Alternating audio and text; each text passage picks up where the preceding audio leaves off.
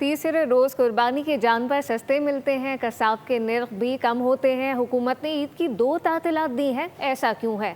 अब तीसरे रोज कुर्बानी कैसे होगी? शहरियों ने बोली उसके माइक पर हुकूमत से सवालात पूछ लिए।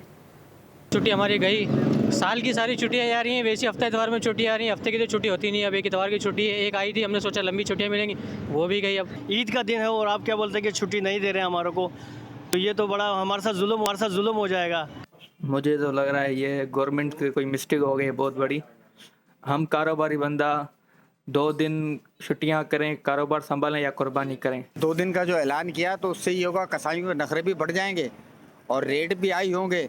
अब तीसरे दिन क्या करेंगे, गवर्नमेंट को कुछ सोचना चाहिए। 3 दिन छुट्टी होनी चाहिए, क्योंकि पहले और दूसरे दिन लोग इस वजह से कुर्बानी नहीं कर पाते कि कसाईयों के रेट बहुत ज़्यादा होते हैं। कुर्बानी से पहले जानवर महंगे मिल रहे होते हैं। ईद के दूसरे दिन लोग जानवर खरीद लेते थे, पहले दिन जानवर खरीद के तीसरे दिन कुर्बान कर लेते थे।